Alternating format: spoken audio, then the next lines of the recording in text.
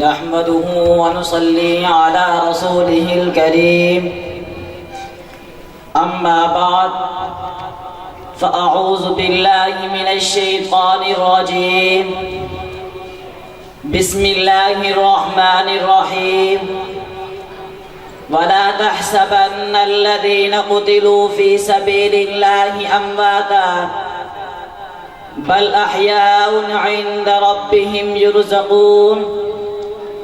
وقال النبي صلى الله عليه وسلم الجهاد ماض إلى يوم القيامة أو كما قال صلی اللہ علیہ وسلم۔ یوں بھی عبادت ہوتی ہے، ہم یوں عبادت کرتے ہیں،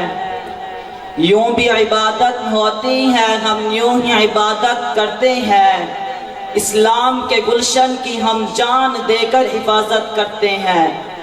جینے کا ہمیں کوئی شوق نہیں، مرنے کی ہمیں کوئی فکر نہیں، جینے کا ہمیں کوئی شوق نہیں، مرنے کی ہمیں کوئی فکر نہیں، وہ مر کے بھی زندہ رہتے ہیں جو دین کی حفاظت کرتے ہیں۔ انتہائی ذی وقار گلشن پاکستان کے غجور مجاہدوں، السلام علیکم ورحمۃ اللہ وبرکاتہ۔ آج میں آپ حضرات کے سامنے صحابہ کے شوق شہادت کے موضوع پر لب کشائی کرنے کی جسارت کرنا چاہتا ہوں۔ سامعین گرامی، جب میری نگاہ تاریخ کے اوراق پر پڑتی ہے تو مجھے ہر جگہ شہداء کا خون بہتا ہوا نظر آتا ہے، اور تاریخ اوراق شہداء کے خون سے رنگین اور لبریز نظر آتے ہیں۔ آئیے صحابہ کے شوق شہادت کو دیکھنے سے پہلے صحابہ کے سردار اور رہبر کو دیکھتے ہیں۔ امام الانبیاء سرتاج المرسلین کی تمنا کیا ہے؟ میرے مدنی آقا طرف پر فرماتے ہیں لَوَدِدْتُ أَنِّي أُقْتَلُ فِي سَبِيلِ اللَّهِ ثُمَّ أُحْيَا ثُمَّ أُقْتَلُ ثُمَّ أُحْيَا ثُمَّ أُقْتَلُ ثُمَّ أُحْيَا ثُمَّ أُقْتَلُ۔ سامعین محترم، صحابہ میں شہادت کی طرف تھی، شہادت کا جذبہ تھا۔ اگر صحابہ میں شوق شہادت نہ ہوتا تو بدر میں 14 صحابہ شہید نہ ہوتے، اگر صحابہ میں شوق شہادت نہ ہوتا تو احد میں 70 صحابہ شہید نہ ہوتے، جس میں آپ صلی اللہ علیہ وسلم کے چچا حضرت حمزہ رضی اللہ عنہ کے ٹکڑے ٹکڑے کیے گئے۔ اگر صحابہ میں شوق شہادت نہ ہوتا تو خندق میں 6 صحابہ شہید نہ ہوتے، بیر معونہ میں 67 صحابہ شہید نہ ہوتے۔ ہاں مجھے کہنے دیجئے، اگر صحابہ میں شوق شہادت نہ ہوتا تو صدیق اکبر رضی اللہ عنہ کے دور خلافت میں 28,000 صحابہ اپنی جانوں کی نذرانے پیش نہ کرتے، فاروق اعظم رضی اللہ عنہ کے دور میں 14,000 صحابہ شہید نہ ہوتے، عثمان غنی رضی اللہ عنہ کے دور میں 16,000 صحابہ شہید نہ ہوتے۔ ارے میں تو کہتا ہوں اگر صحابہ میں شوق شہادت نہ ہوتا تو اپنے گھروں میں بیٹھ جاتے، اپنے بھی بچوں میں بیٹھ جاتے۔ ارے کس کو اپنے گھر کے نرم گداس بستر پر سونا پسند نہیں، لیکن سن لو جب میرے نبی کے یاروں نے نبی کا کلمہ پڑھ لیا تو انہیں گھروں میں بیٹھنا پسند نہیں آیا، بلکہ میدان گارزان میں تلواروں کے سائے میں چلنا پسند آیا۔ یہ تو وہ صحابہ ہیں جنہوں نے نبی کے آبرو کی خاطر، اللہ کے دین کی عظمت کی خاطر، اللہ کے پورے دین کو پوری دنیا میں پھیلانے کی خاطر اپنے بیویوں کو بیوہ کروا دیا، اپنی اولادوں کو یتیم کروا دیا، گھروں سے بے گھر ہو کر، وطن سے بے وطن ہو کر پوری دنیا میں اسلامی پرچم لہرا دیا۔ اب آئیے ذرا اس صحابی رضی اللہ عنہ کی طرف کو دیکھتے ہیں جنہوں نے اپنے خون سے تاریخ اسلام کو رنگین قبا پہنائی اور اپنے سرمایہ زندگی سے اسلام گلشن کی آبیاری کی۔ وہ کون تھا؟ وہ فاروق اعظم رضی اللہ عنہ تھے جو یہ دعا کرتے تھے اللہم ارزقنی شہادتا فی سبیلک۔ اگر صحابہ کے شوق شہادت کو دیکھنا ہے تو آئیے ذرا احد کے پہاڑ سے پوچھتے ہیں اے احد ذرا تو بتانا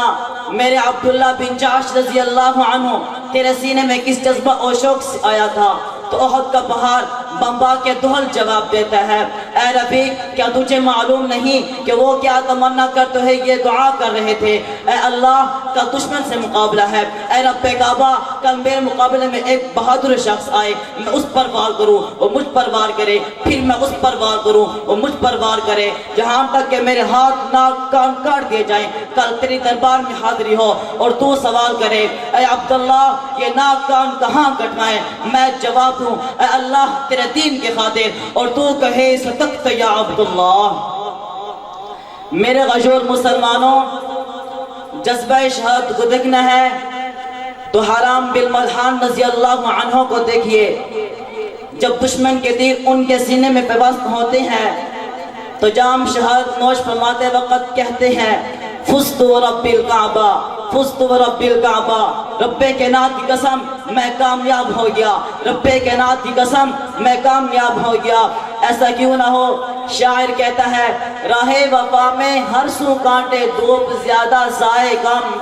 راہ وفا میں ہر سو کانٹے دھوپ زیادہ سائے کم، مگر اس راہ پہ چلنے والے خوش رہے پچھتائے کم۔ گرامی قدر سامعین، یہ شوق جہاد کی بہار ہی تو ہے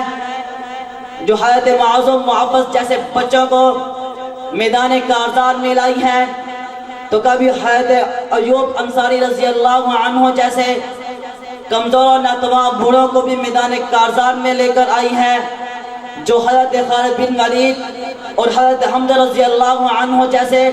شجاع و بہادر سلیم البدن نوجوانوں کو میدان جہاد میں لائی ہے، تو کبھی حضرت عمیر بن جموح رضی اللہ عنہ جیسے معذور سقیم الاعضاء مجاہدوں کو بھی میدان جہاد میں لائی ہے۔ اگر زہری بنائیوں بساط پر جان نساؤں نے اس راہ میں تلواریں نیام سے نکالی ہیں، تو کبھی حضرت عمیر بن عدی رضی اللہ عنہ نبی صحابی نے بھی اس عظیم فریضہ کو سر انجام دیا ہے، جو عصمہ یہودیہ کا سر قلم کر کے جب بارگاہ نبوت میں حاضر ہوتے ہیں تو آقا انعامدار صلی اللہ علیہ وسلم فرماتے ہیں اذا احببتم ان تنظروا الى رجل نصر اللہ ورسولہ بالغیب فانظروا الى عمیر بن عدی، اللہ اور اس کے رسول کے غیب بنا مدد کرنے والا دیکھنا ہے تو عمیر بن عدی رضی اللہ عنہ کو دیکھ لیے۔ جی ہاں، عورتوں جیسے صنف نظر پر اگرچہ ہر وقت جہاد و قتال فرض نہیں ہے، لیکن احد کے غزوہ میں شوق جہاد میں